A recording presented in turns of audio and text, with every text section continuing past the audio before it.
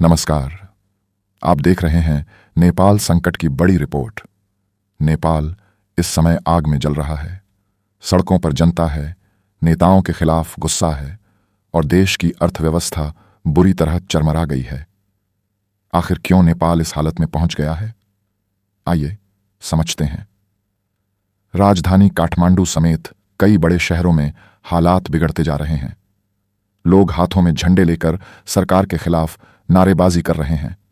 Police और प्रदर्शनकारियों के बीच झड़प की खबरें भी सामने आ रही हैं। कई जगहों पर तोड़फोड़, आगजनी और सड़क जाम जैसी स्थिति बनी हुई है।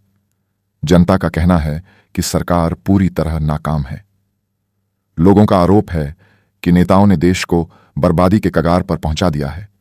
जहां एक तरफ महंगाई आसमान छू रही है, वहीं दूसरी तरफ बेरोजगारी लगातार बढ़ रही है।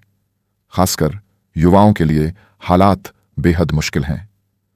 एक युवा प्रदर्शनकारी ने कहा, हम पढ़े लिखे हैं लेकिन रोजगार नहीं है।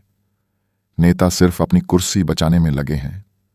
ऐसी आवाजें अब नेपाल की हर गली गली में गूंज रही हैं। नेपाल की राजनीति लंबे समय से अस्थिर रही है। पिछले कुछ सालों में कई बार सरकारें बदलीं, गठबंधन टूटे और नई पार्टियां बनीं।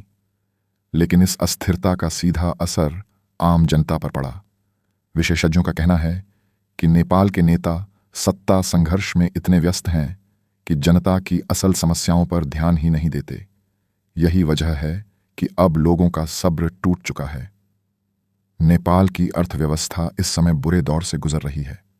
विदेशी मुद्रा भंडार पर दबाव बढ़ रहा है, टूरिज्म सेक्टर मंदा पड़ चुका है और बाजारों में सुस्ती साफ नजर आ रही है। बेरोजगारी की वजह से बड़ी संख्या में युवा विदेश पलायन कर रहे हैं। व्यापारियों का कहना है कि सरकार नीतियों में स्थिरता नहीं ला पा रही और इसका सीधा असर बिजनेस और निवेश पर पड़ रहा है। अर्थशास्त्रियों का मानना है कि अगर हालात नहीं सुधरे तो आने वाले दिनों में नेपाल की आर्थिक स्थिति और खतरनाक हो सकती है।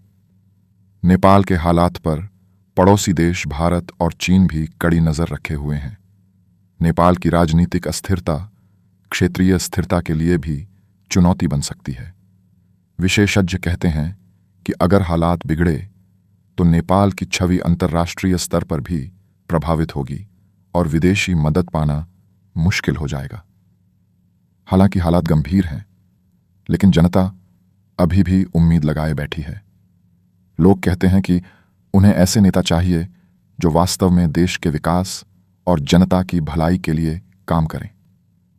प्रदर्शनकारियों का साफ संदेश है, अब हमें भाषण नहीं, ठोस समाधान चाहिए। यानी जनता बदलाव चाहती है और अगर नेताओं ने इसे नजरअंदाज किया तो आने वाले चुनाव में बड़ा असर देखने को मिल सकता है। तो फिलहाल नेपाल के हालात बेहद नाजुक हैं। देश जल रहा है, जनता सड़कों पर है और अर्थव्यवस्था बदहाल।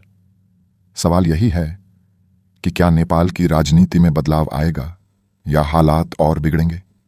इसका जवाब आने वाला समय ही देगा। फिलहाल के लिए इतना ही। आप देख रहे थे नेपाल संकट की विशेष रिपोर्ट।